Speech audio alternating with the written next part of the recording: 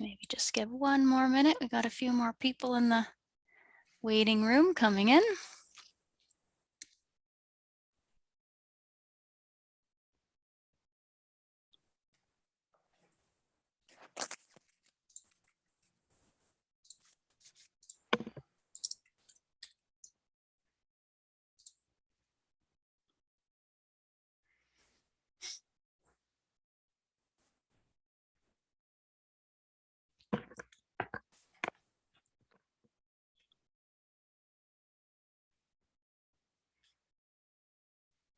Okay, great. Well, I think we'll get started here. So good morning, everybody. Thank you so much for coming. My name is Nadine Reynolds, and I'm the Upper Columbia Program Manager with Y2Y, Yellowstone to Yukon Conservation Initiative. And as some of you may know, Y2Y is a nonprofit organization.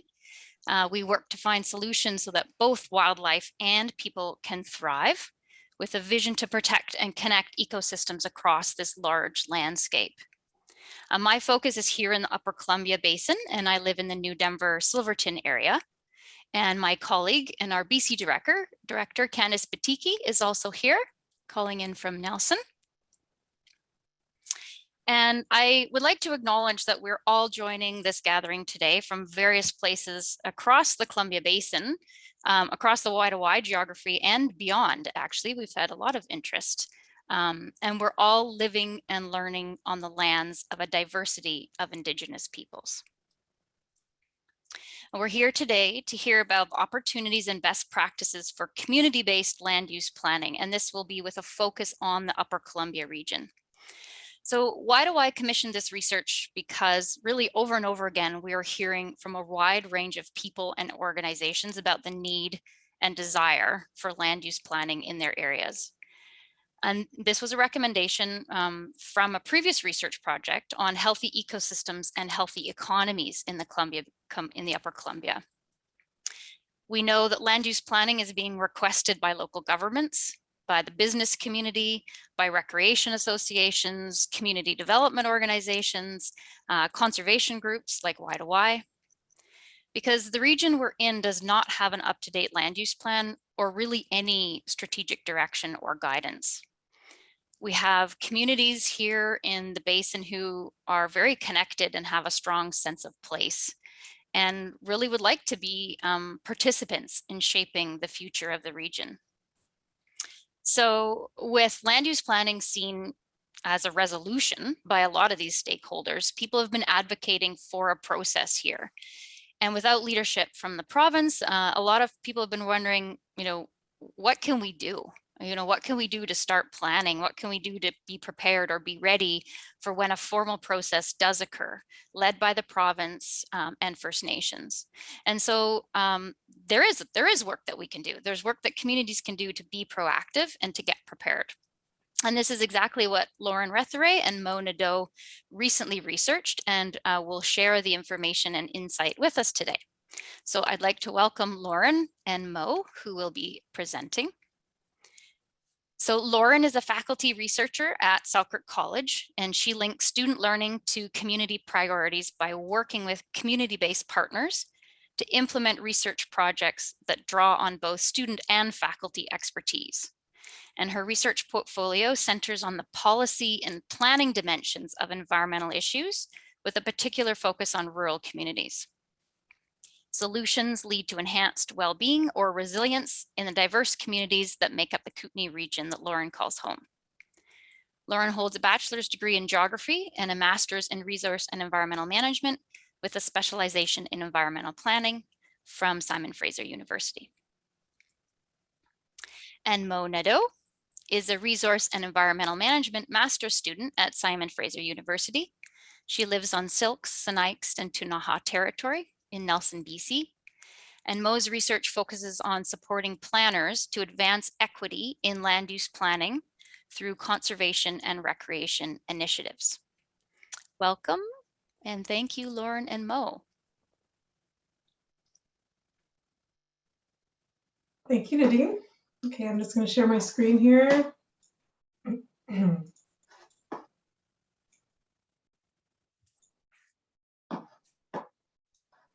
There we go. Is that working properly?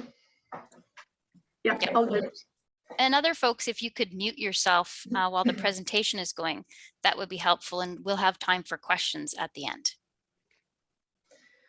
Okay, so good morning, everyone. As Nadine mentioned, my name is Lauren Rethoret. I am a faculty researcher at Selkirk College, and which is the, at Selkirk Innovates actually, which is the applied research department at Selkirk College. And we're based in the West Kootenay region of BC.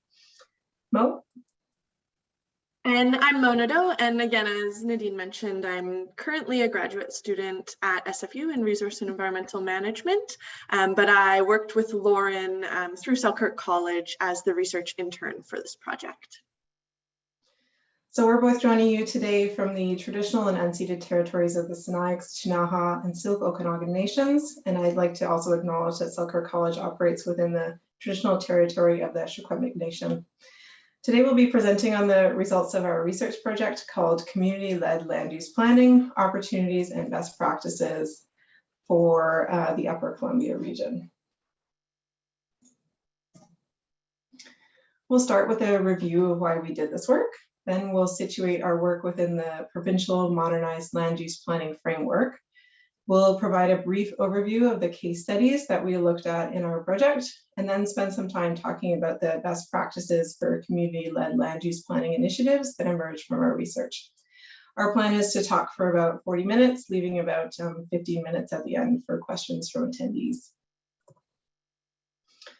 So why do we do this? Why did Yellowstone to Yukon come to us with this work? In short, the factors affecting land management in British Columbia are increasingly complex and uncertain, and there are growing calls for a higher level of oversight on how public lands are used and managed.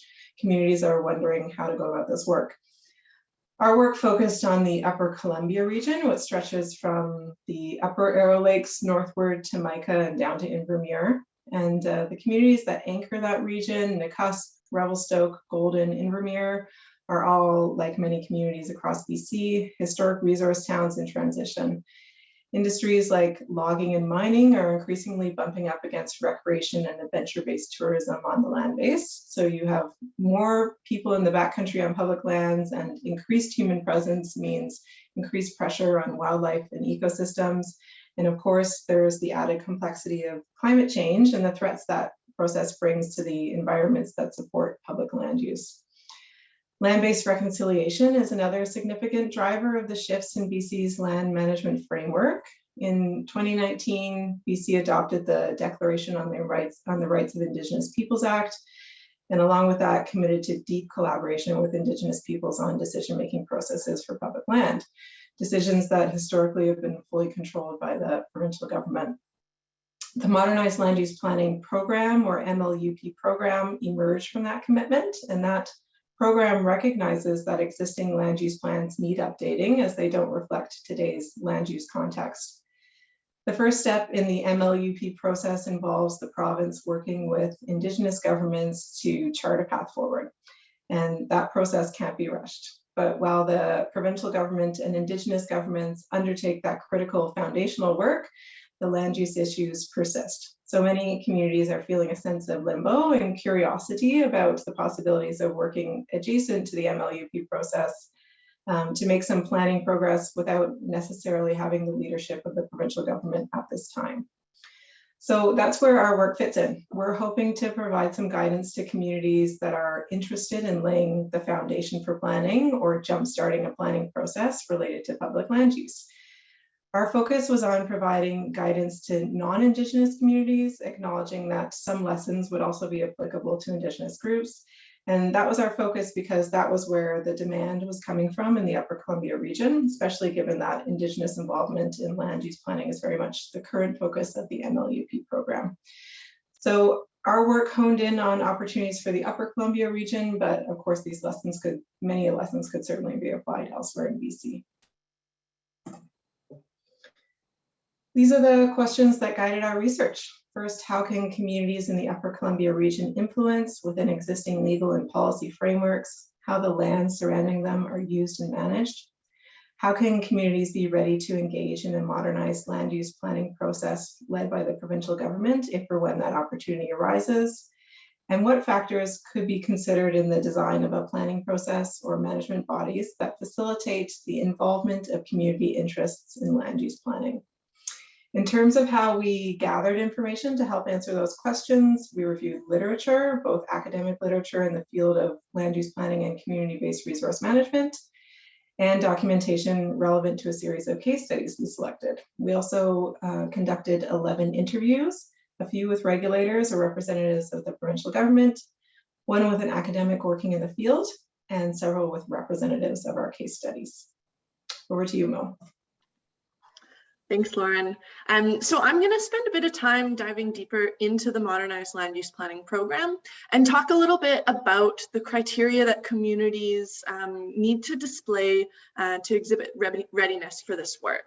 So between 2018 and 2021, roughly $16 million was allocated to the province for modernized land use planning. And so this process, as we heard, is led by the BC government in partnership with Indigenous governments.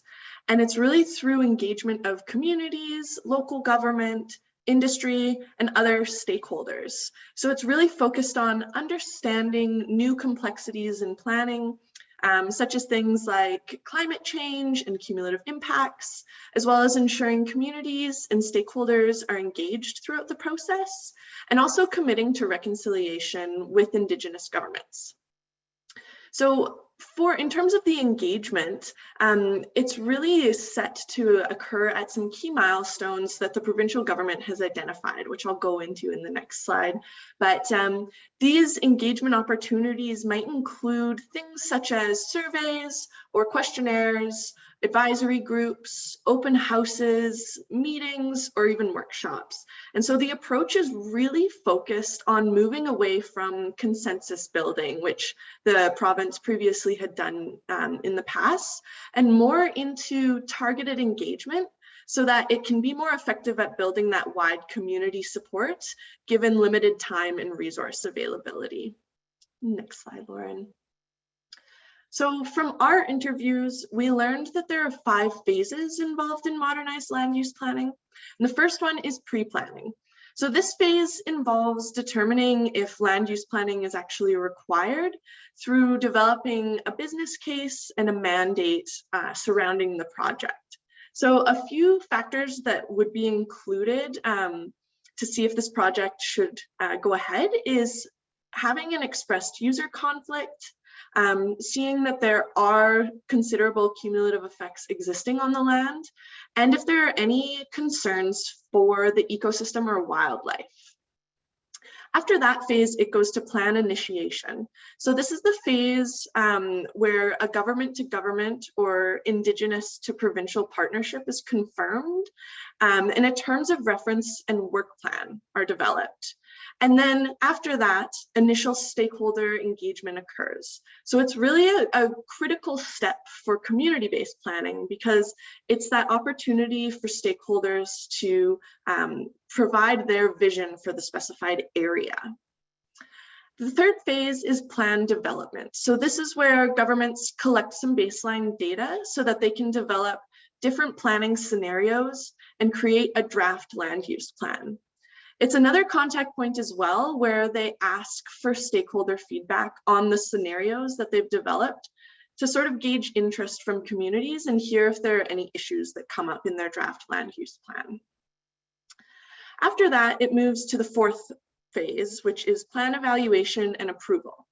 Within this phase, provincial and Indigenous governments work together to review and try and find some feedback from stakeholders on the draft land use plan.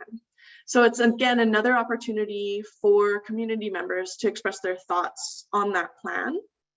And once the feedback's reviewed, the government makes their final revisions and approves that plan, which leads to the final phase, implementation and monitoring. And this phase is what happens after the plan's been approved and put in place. So it's the monitoring of the effectiveness of the plan and also reporting on any successes or failure that the plan has. Next slide. So there's currently 18 projects at different stages of development within the modernized land use planning process. And within the Upper Columbia area, there is one project engaged in this program. It's part of an ongoing planning process that's within the Columbia Valley, and you'll hear a little bit more about it during our case study section of the presentation. And between 2021 and 2023, the BC government is looking at how to onboard new projects that could be of interest, and also building upon some of those lessons learned from those current 18 projects and the stakeholder feedback that they received.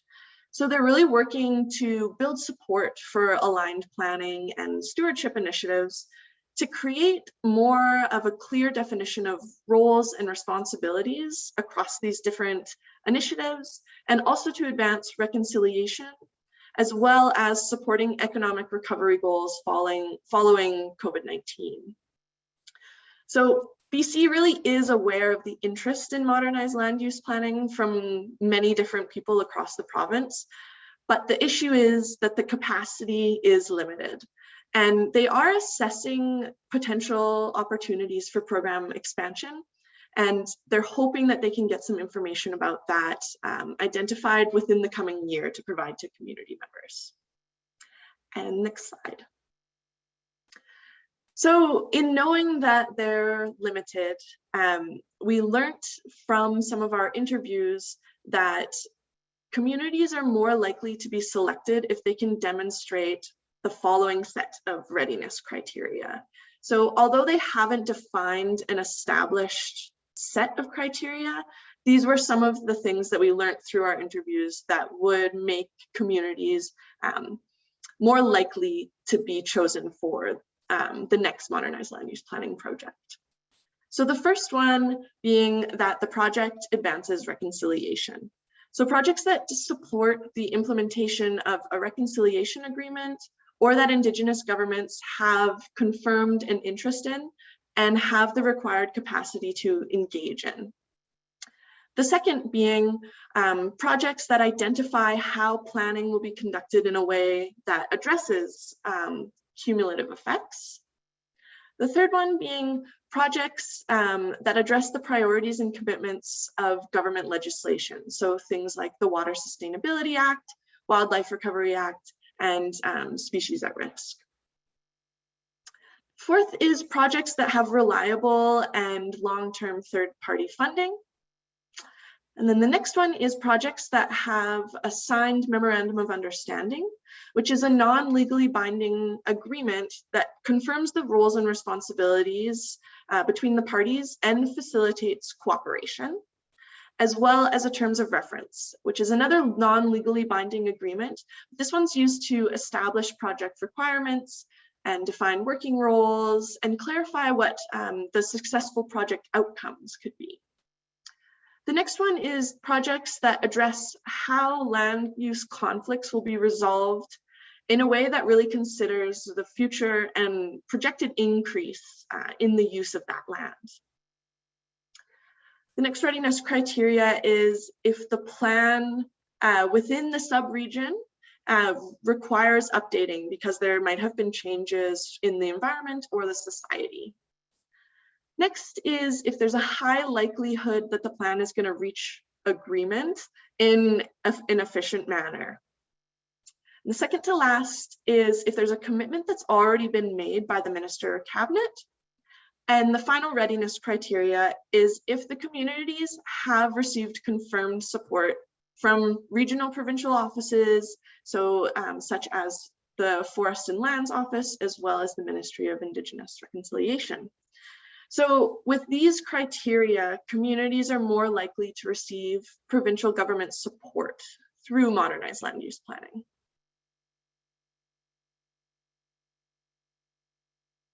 Okay, so I'll now provide a brief overview of the results of our case study analysis. We looked at 8 examples of planning initiatives that were led from within the community itself, with the hope of identifying pathways to make progress on solving land use issues through planning. Our case studies were located in BC, Yukon, and Oregon, but the majority were located nearby or within our study area of the Upper Columbia region.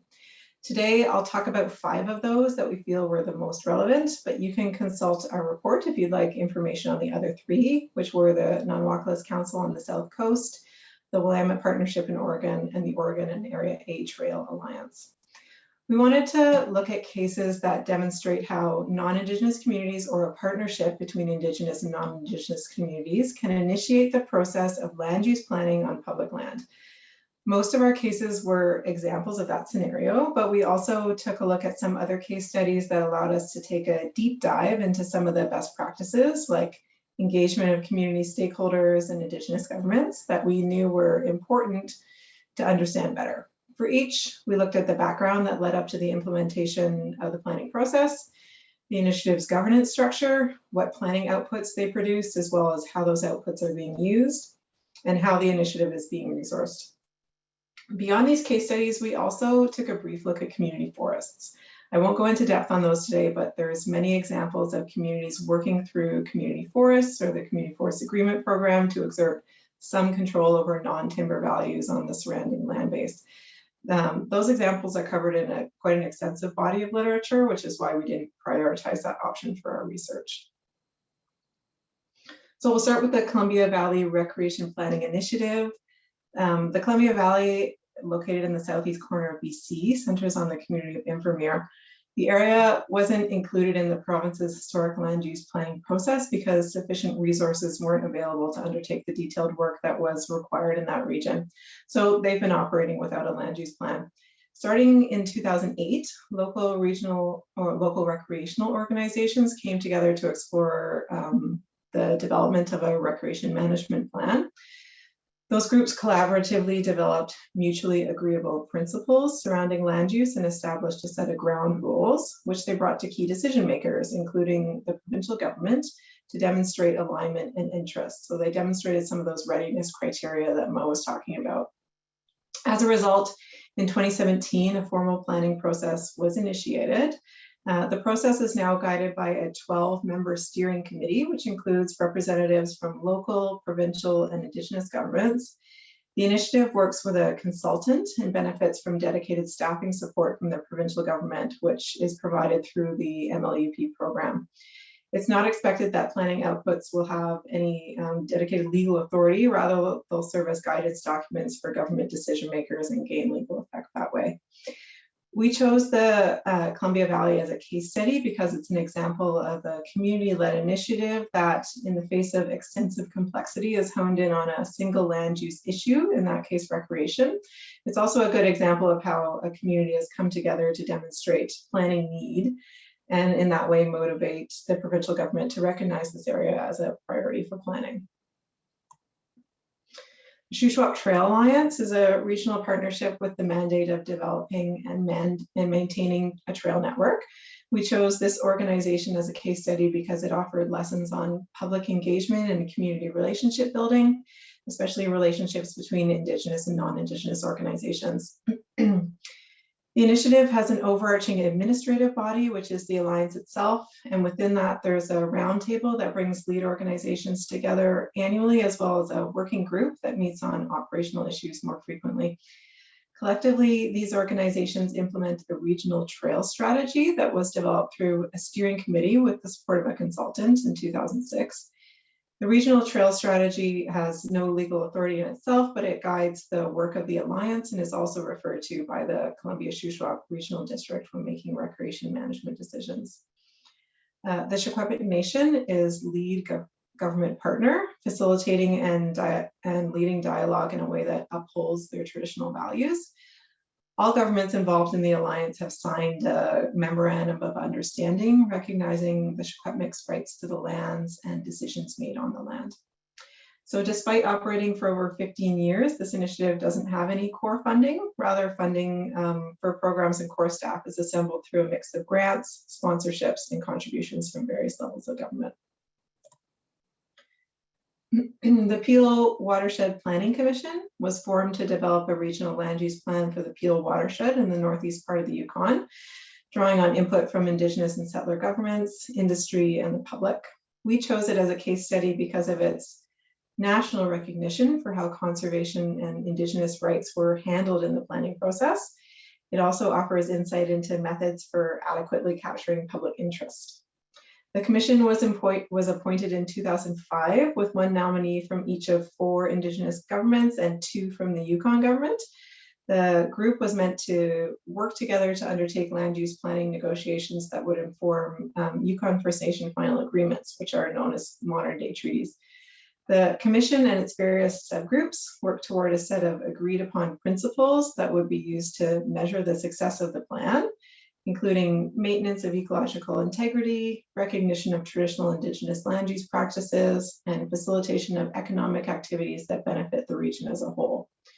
Throughout the planning process, the commission engaged industry, environmentalists, and the public through a series of surveys and engagements. The plan was finalized and recommended to the Yukon government in 2011. However, the government did not adopt the plan and instead moved forward with their own plan. That decision was challenged in the courts with a Supreme Court of Canada verdict, eventually stating that the Yukon government must work with the commission to develop a plan. The plan was formally adopted in 2019, protecting 83% of the planning area and setting out land rights per constitutional law. So plan development, implementation, and monitoring for this one were funded by the Yukon government. The Kettle River Watershed Committee was created to protect and restore the Kettle River watershed in southern BC and northern Washington.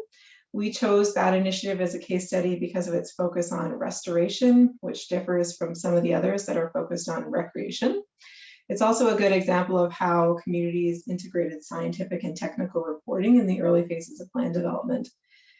The Kettle River was experiencing low flows, high usage of water for resource development, and resulting habitat loss. And in response to increasing concerns, the Regional District of Kootenay Boundary established the commission in 2010 and provided it with a mandate to develop a strategic vision and concrete management actions to restore and protect the watershed. The committee is comprised of representatives from provincial and local government, industry, and watershed residents. And through the plan development phase, a wider advisory group was also consulted. The community was engaged through various open houses, community events, and media communications, including a formal comment period for the draft plan. The regional district served as the lead organization for the project. A technical state of the watershed report was completed in the early phases of the planning project, and the Kettle River Watershed Management Plan, which considers this technical information as well as stakeholder input, was completed in 2014. The plan, again, has no legal effect, but it's endorsed by regional and municipal governments and serves as a pathway through which the community works together to achieve a watershed vision. Actions described in the plan primarily focus on activities the stakeholders themselves can implement. Funding for the plan is largely grant-based, with the Regional District of Kootenay Boundary also providing supportive resources. And finally, the Okanagan Collaborative Conservation Program, or OCCP. This is a collective effort to manage conservation and economic development within the Okanagan Valley of BC. It's a partnership of organizations and governments with shared goals of balancing conservation and regional growth objectives. Members who have all signed a statement of cooperation work together to understand knowledge gaps, set related priorities, and communicate this information to the public. Members include all types of governments, land trusts, businesses, and stewardship organizations. We honed in on one of the OCCP's projects, which was the Okanagan Lake Responsibility Planning Initiative.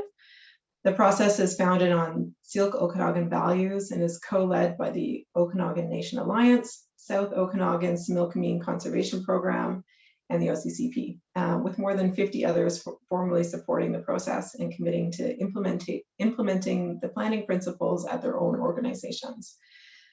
The project aims to develop a collaborative visioning and planning process that brings together all governments to enforce the protection of Okanagan Lake and surrounding areas. The project is the first of its kind in the area that offers a way for Indigenous and non-Indigenous partners to work collectively to co-create a new framework for decision-making around land and resources. And it's resourced through government contributions, grants, and financial and in-kind donations from members of the partnership. Back to you, Mo. Thanks, Lauren. Okay, so now I'm going to go into some of the best practices that Lauren and I developed throughout this research from our findings. So we determined these to be some of those really critical aspects of community planning. And these 12 tools for success can set you up within your project to achieve the best outcomes. So the first best practice, you can switch, Lauren, is developing partnerships with Indigenous governments. Indigenous voices haven't received a seat in decision-making processes with respect to land use for many years. And Indigenous governments need to be central to any of the planning work that communities are conducting. Through our interviews, we learned that the most successful plans had work that was centered around Indigenous values and governance structures. So similar to what Lauren was just mentioning about the OCCP, their Okanagan Lake Responsibility Planning Initiative works jointly with the Okanagan Nation Alliance to ensure long-term protection of land and waterways using Syilx Okanagan values as well as their water laws. And this successful engagement occurred because of a deep understanding between parties, which is often referred to as ethical space, which is a space that acknowledges and respects those differences between Indigenous and Western values. And it's really important that when you are coming to those communities to collaborate, you complete your own work to understand what your community needs and goals are so that you can respectfully engage with them and be mindful of their time and resource availability as well. So the next best practice is to choose stakeholders wisely. So to really frame an understanding of who should be included in that planning process, it's important to understand who that work is going to affect first. And through our research, we didn't find that there's a best method in determining who and how many people should be at the table, but we learned a lot of really valuable information from our case studies about a few ideas that you could adopt to bring about some of those best results. So one is an equity-based approach called community development. And it operates under this understanding that everyone that has something to contribute should be involved in the process. So no one's turned away from the planning process. The only issue with community development is that it can take a long time to implement, and that can sometimes be challenging if you have limited time or funding.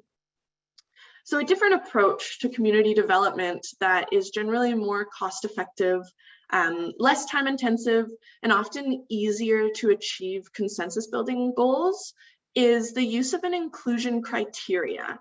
So that's something that defines those characteristics that stakeholders need to have in order to participate. A really good example of including both of these is the Shuswap Trails Alliance. So they encourage all community members to participate in the process using the community development model, but they have a quorum that states that one specified representative from each stakeholder group has to be present at those meetings before they can implement any actions that were discussed during the meeting. So it's a really good way to include all the voices, but also ensure that your project is meeting those required needs of the stakeholders that are really representative of the project. The next is hiring a third-party consultant. Doing this is really helpful in order to mediate some of those engagement sessions so that you can reduce conflict and remove bias throughout the process. And it also allows for all of your stakeholders to equally participate in the process because no one's chairing the meeting in that sense. It also keeps stakeholders accountable and really helps to move objectives forward. Through our research, we found that almost all of the community examples used a consultant, at least in some part of the process. And I say some because it can be really expensive. So if your community is struggling to secure that funding, you might want to hire a consultant only for specific tasks.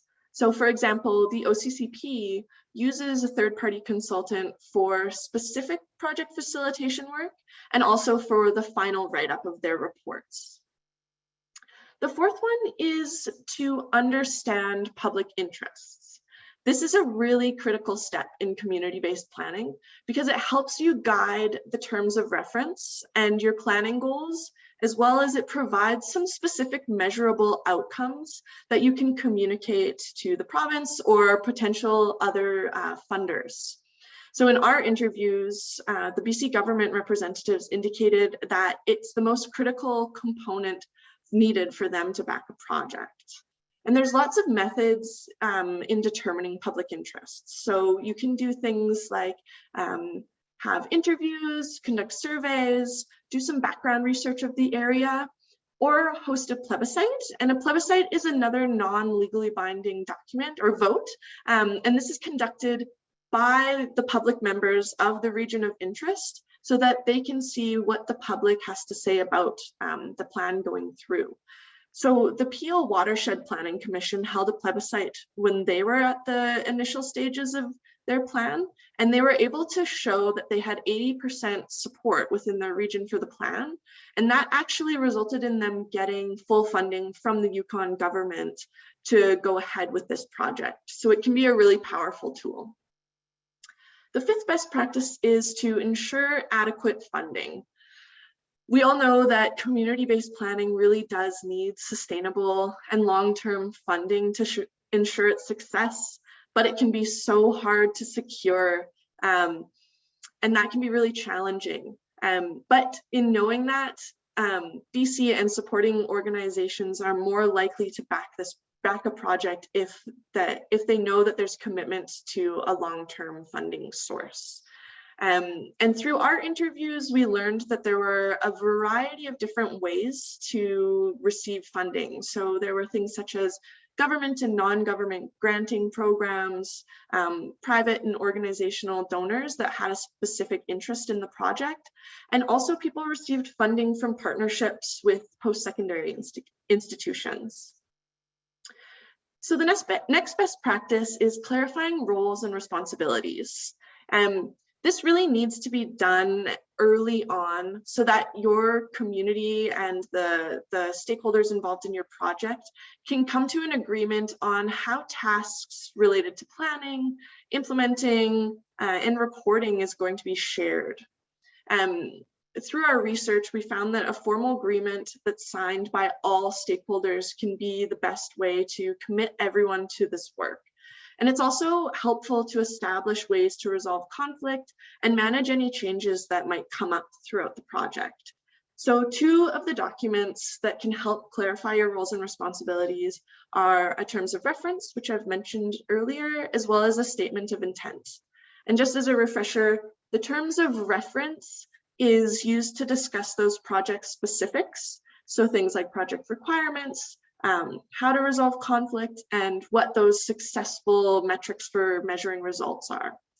And a statement of intent instead highlights the group dynamics, and it starts to define the project goals and the visions. So you kind of have these two different documents that really outline how the roles and responsibilities of the project will proceed. The next one is involving settler governments early. So engaging BC government as soon as possible really helps to make sure that your project can produce something that has enforceable guidelines. Currently, the BC government is the acting decision maker for land use on public lands. And although with modernized land use planning, they're unable to initiate in new projects in the near term, if they're engaged early in the process and they can see that this initiative responds to a clear need and it aligns with their planning principles, they're likely to offer more support in the form of funding or knowledge or staff time. And if the project can't engage in this work, you could turn to your local governments. So regional districts can advocate for your community's vision at the provincial level. And one tool that was mentioned to us from an interviewee was the development of a regional growth strategy, which is established collectively with all affected local governments and enforced through a bylaw of the regional board. So it really does make it become a powerful tool for engaging with BC governments. This isn't done too frequently within the province, but it's an opportunity that could be really useful if you want to move forward that way. The next best practice that we found was working within existing legislation and policy. So it really helps to know the policy and legislation that influences land management so that you can understand how your plan could enact legal change. So for example, the Water Sustainability Act, the Land Act, and the Wildlife Act are all used in BC to provide legal direction for land use. On the other hand, land and resource management plans are non-legally binding, but they provide management direction for provincial decision makers. And then finally, the Declaration on the Rights of Indigenous Peoples this outlines those legal requirements that are necessary for engaging with Indigenous governments. So in reviewing all of those provincial government legislation, it's also helpful to know some of the regionally specific policies so that you can understand sort of a large scale, your large scale area and how it can act as a base map for all those plans. The next is to consider the long-term and cumulative effects of your project. And there's a lot of different strategies that are used to understand the potential outcomes of your decision. So for example, highlighting that the OCCP, the Peel Watershed Planning Commission, and the Shuswap Trails Alliance all use what's called the precautionary principles when they're drafting their land use plans and strategies. And this principle states that if there is a suspected risk through implementing an action, but there's no understanding of what its potential harms could be, the actions should be taken that avoid that risk until you can know that no harm is going to occur if you actually do that action. So that's one way that you could adopt this consideration of the cumulative effects of your project. And another way, if you're looking to see how to determine what those effects are, BC has developed a cumulative effects framework, and that includes decision support tools, procedures, and policy documents that provide information for plan development and decision making. So the next one is developing a communications strategy. And doing this early on is really important because sharing stories and information can build support, and also it can allow you to gain some helpful feedback and input into the planning process. Communicating this progress to the public is also really important so that they understand how the project has taken their comments and included them in the project. A communications strategy must include opportunities for public feedback throughout time because the project might change, and also public opinion might change about the project. So if you can gather that information, you can adjust your practices to better reflect how those changes have happened. And the second to last best practice is documenting the process. So being able to consistently document your work is really helpful because it lets stakeholders reflect on how things have evolved throughout the process. It makes sure that you can meet timelines for your deliverables, and it really ensures accountability from the project team to the community. So a few things that you could use to document your process is to take detailed meeting notes, documenting that community member feedback that you receive through your communication strategy, developing the terms of reference or statement of intent that I mentioned above, and also developing that memoranda of understanding. That was the first best practice I mentioned. And so the final best practice is committing to implementation. So the implementation phase is often overlooked during planning processes. And although communities have developed a plan, some might not actually have the power to enact that plan. So then once the plan's completed, projects lose resources and might lose public interest. The roles of the stakeholders are a lot less defined, and the third-party consultant might not be able to engage in that part of the process. So you can be left with action items with uncertainty in how or who they're going to be completed with, and also with what funding. So if you can outline what the implementation process is going to look like early on, you'll set your community up for best success for enacting the processes that have been developed throughout the plan. So that is all of the best practices, and I'm going to pass it off to Lauren to wrap us up. Thanks, Mo. So in conclusion, we'd like to offer a few summarizing thoughts. Those are the BC's Modernized Land Use Planning Program offers one way to address public land use issues in a way that considers the current land use context. However, the program's resources are limited and focused on communities that demonstrate readiness for the complex work of planning.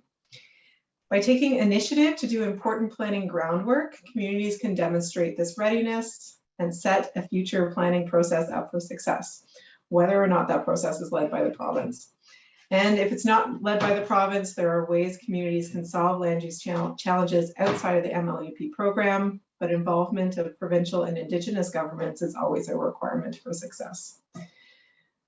So with that, we'd like to end with some thank yous. We'd like to thank you for coming today and listening. Thanks to Yellowstone to Yukon for sponsoring this research, and thanks to the representatives of community-based initiatives who have participated in our study. And now we'd like to welcome questions. Great, thank you so much, Lauren. Thank you so much, Mo, for a really informative and insightful presentation. Very useful, I think, for everyone who's here. And I wanted to let everyone know, yes, thank you, Candace. We have a shorter URL, so we won't be sharing the slides from this presentation. We are recording, and we'll share that by email as well as on this web page. And there's also the full report offers a lot of details. If you're really interested in this and thinking about this, I highly recommend the full report. It's very well written by Lauren and Mo, and we also have a research brief. So we have this set up as a meeting in Zoom, which means you can unmute yourself and ask a question verbally. You can either put up your hand or please just jump in with a question if the space is there. If you prefer to use the chat, you can also put a question in the chat and we'll track that.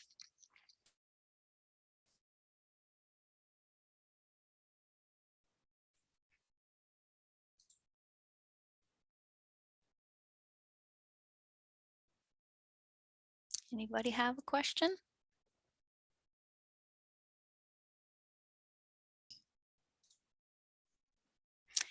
Decker, go ahead.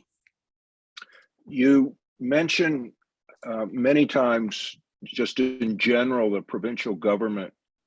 Can you drill down a little bit on what actual arms of the provincial government we need to work with? Who do we contact? And if it's multiple arms of the provincial government, how do you deal with that? Yeah, that's a really good question. I would say, so the Modernized Land Use Planning Program is being run through the Forest Lands Natural Resources side, I would say mainly. So starting there is a really helpful point. And starting with your regional office within Flynn Road would be probably the most useful just starting point, and seeing where they then want to move you to if there are other arms that they want you to engage with. Do you want to add anything, Lauren? You're welcome.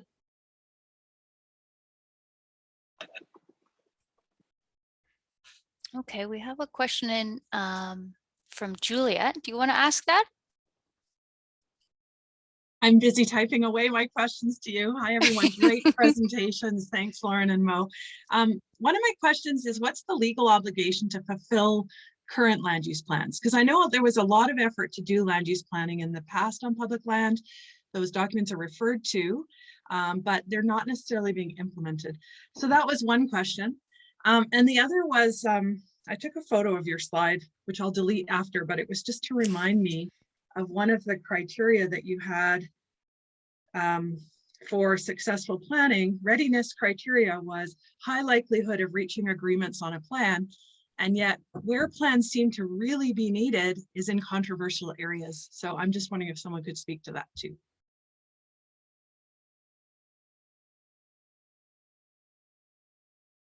On the first piece, Juliet, legal obligation to enforce current plans. I'm not 100% certain on this, and if there was a representative of the province here, that would be helpful.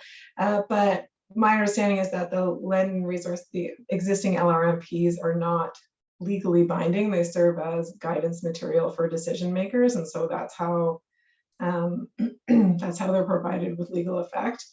They would only be, legally binding if some of that information has been transferred to existing acts or legislation. Mo, did you want to add anything to that? No, that's exactly what I was going to say too. They're not legally binding, and they provide the management direction, but they're not legally binding. So, yeah. And then your point about the readiness criteria is so good, and so and that's kind of something I think that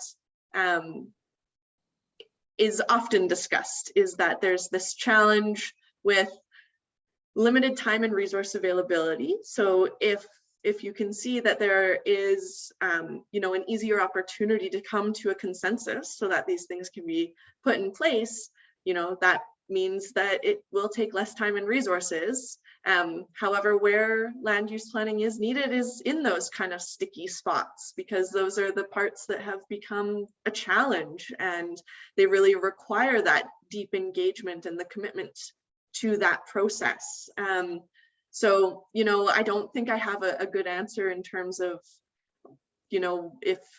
why that's in there as the readiness criteria, but I think it's just kind of recognizing that there is this balance between trying to get funding and resources for the process, but also wanting to make sure that you're choosing areas that really do need it. So I think maybe it's really just one of those considerations while you're trying to get a community together to kind of understand how much time you'll need to do that and how much money will come with that time. I'll also maybe point out there that I think those things that we talked about doing the groundwork for a planning plan becomes super important in those circumstances, right? And that the community does some of that legwork to demonstrate that, yes, there are issues and conflicts here, but there may be some areas where we can agree and center a plan around that. And I also note that Kai, our helpful regional planner here, put some information in the chat that probably exemplifies that first question from you, Juliet. And Kai, if you want to jump in and provide a verbal answer there too, I think that would be welcome. Sure. Yeah, hi everybody. I'm Kai Pitu. I'm the regional technical land use planning lead for the Kootenay boundary. Yeah, I put that link up because that's the best current spot to find all the regional land use planning, existing land use plan information, as well as the regional contact if anybody's interested in starting in a conversation. Then that contact, Grant Neville, is at the bottom right of that page. There is, so if you look through the information on that Kootenay Boundary Regional Land Use Planning page, it does identify parts of plans that do have legal direction. So there are objectives that have been established legally under the higher level plan. And yeah, I think it's recognized that monitoring and implementation have been a challenge just in terms of ongoing capacity. And I think that's something that is continuously being worked on based on priorities, old growth, for example.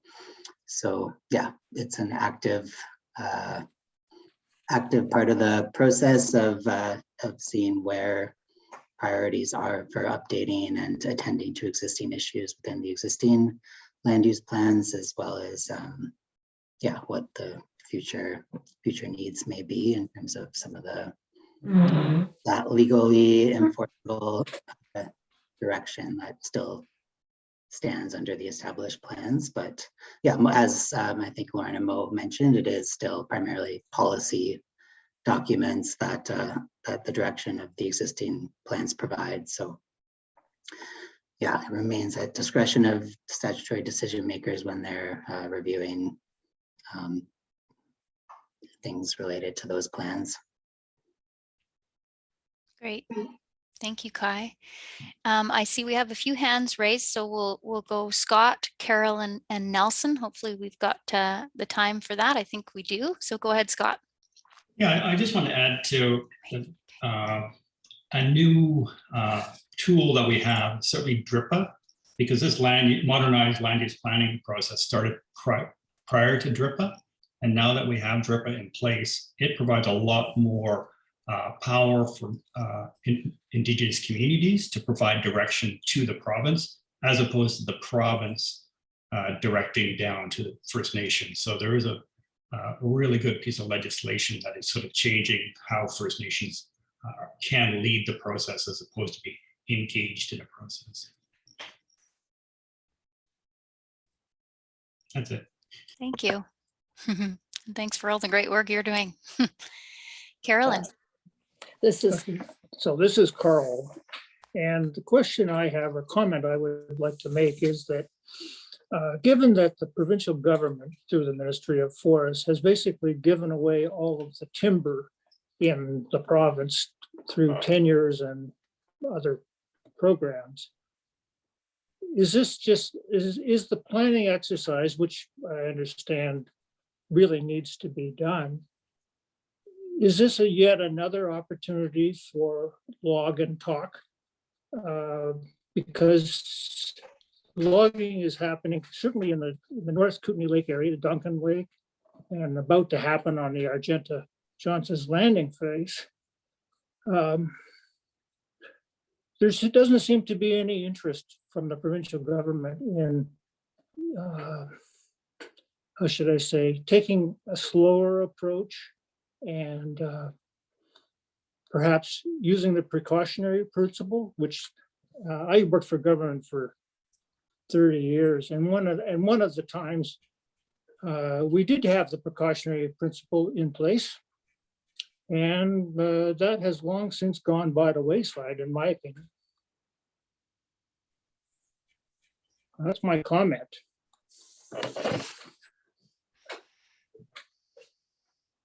Lauren or Mo, did you want to comment on that regarding plans related to logging? Yeah, I mean, I obviously can't comment on the government's overarching objectives here other than what we know. And that's to say that land use plans can be a way of, looking into some of that conflict and moderating some of those conflicts a little bit. And so I would see land use planning as a good opportunity to dig into those big questions as a community and come together and find agreement rather than something that might create more conflict.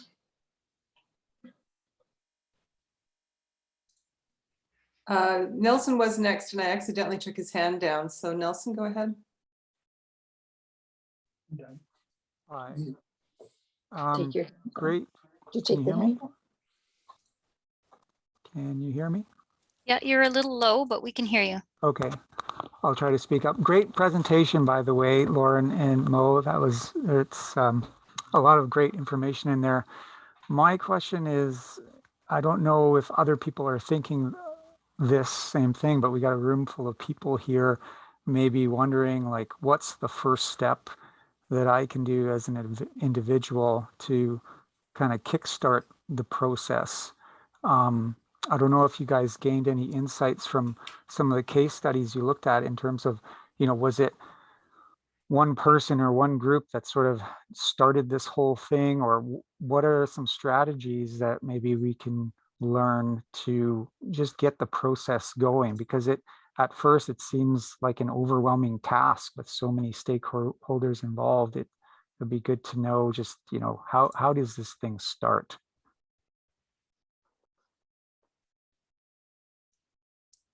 That's a really, really good question. And I think something that we talked about a lot is how do you get this to start? And I don't know if there's really one best answer in how to do that. And a lot of the case studies we researched did use different ways to kind of get it kick-started. But I would say there's kind of like, you almost want to look at multiple avenues as you're starting and kind of see if that can coalesce into something. So sometimes it's as much as just one person taking on that initiative to kind of keep up with the process. So continuing to write the grants to get the funding and showing that there's an interest to the provincial government or regional governments and kind of keep going with that until they can get some more wider support. But I would say that one dedicated person can really make a big difference in this if you can kind of keep that support going. Lauren, did you want to add anything to that? Just, I know we're out of time here, but Nelson, you should take a look at the report and the case studies. They all talk about where the background came from and how they started out. And usually it was a group or a community-based group coming together with a few others and having some conversations and that sort of growing from there. Great, thank you. Yeah. Great, thank you. So yeah, we had planned to end at 11. I know we still have a couple of questions from Wayne and the Valley Voice, Lauren and Mo, if you're okay staying on for a few minutes. Is that okay with you? Sure. Okay, so and others are obviously welcome to stay on for a couple more questions. I do just want to let everybody know once again, Y2Y has a web page that is hosting all of this information right now. Candace, if you could put that URL in there again, it's y2y.net/Upper Columbia Planning. And on that page, you will find the full report, which has lots of the juicy details of this research, a research brief, sort of a shorter four-page document, as well as the recording of this presentation. And if you registered or participated for this presentation, that recording will be, this recording, it's happening right now, will be sent to you. So just want to say thanks for everyone for coming. And if you need to sign off, that's great. Have a great rest of your day. And we will just take these two more questions. If people have more questions, you can also reach me from my email. You'll get an email from me, or you already did, and I can connect you with Lauren and Mo directly as well. Okay, so Wayne, you had a question. Yeah, just very quickly, wanted to thank you for shining a spotlight on land use planning. Quite frankly, it's been a while since I've seen a spotlight on land use planning, and it is really necessary. The work that we did back in the 90s, a lot has changed, and we absolutely need new land use planning on much of British Columbia and certainly here in the Kootenays. I also just wanted to talk briefly about the importance of Indigenous involvement and approval, because quite frankly, these days, unless you have that, your chance of success in any land use planning initiative, in my mind, is very limited. So if you wanted to speak to that just briefly.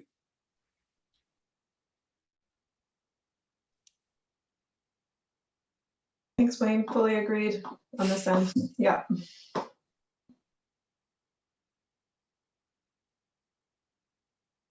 Yeah, I think looking at some of the case studies, there are really, really good partnerships with Indigenous governments as well. So if you're looking at trying to find some ideas about how you can start that, going into some of those case studies is a really good starting point.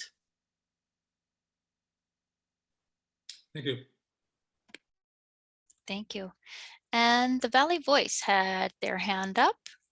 Thanks. Yeah, Nelson actually asked my question. It was mostly about what is that sort of trigger when a community group is recognized as being able to implement or begin this process that you're talking about. When is it recognized? Is there sort of a certain level of gravitas you have to have before you're going to be taken seriously as a land use planner? We have competing interests here, like in the Kootenay, in the Slocan Valley area over the Zington project. And I'm curious, but we have municipal governments, we have First Nations, we have environmental groups, many. Which one of those do they all have to be working together to get people to listen to actually create this process. But like you say, some of this might be in your case studies.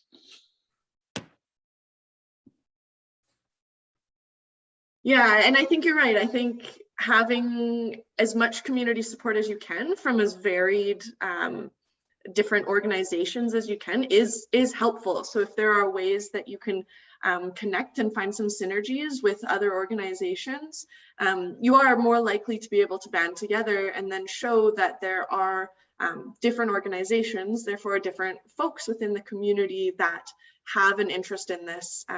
And that can generally lead to a greater likelihood for more people joining on, or also getting some backing from people that could have either some funding or security in terms of resources availability, or provincial government staff time and knowledge about how to take you through those steps in the process as well.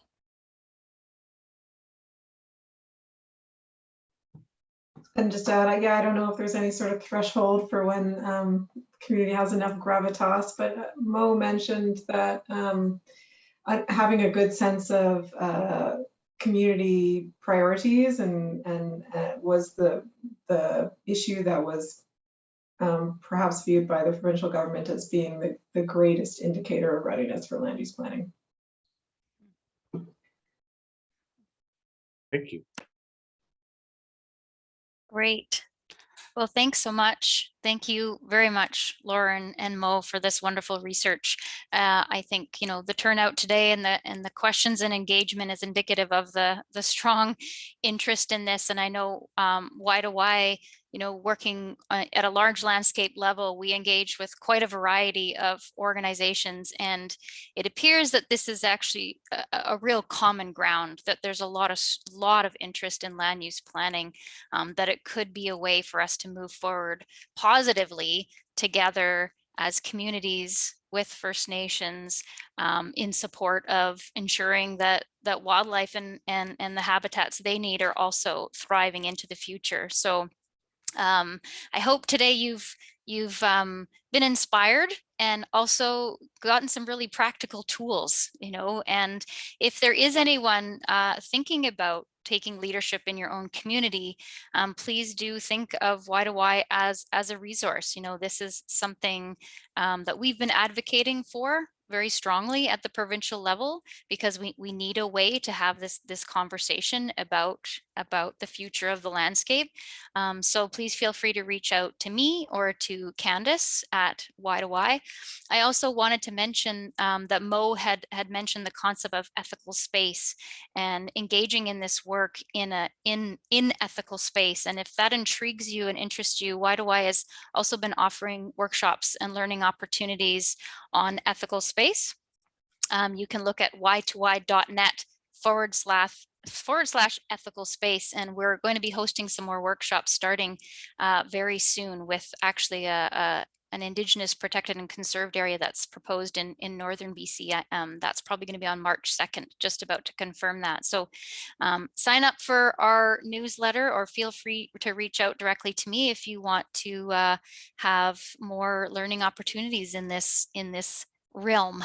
So thanks so much for coming today, and have a great rest of your day.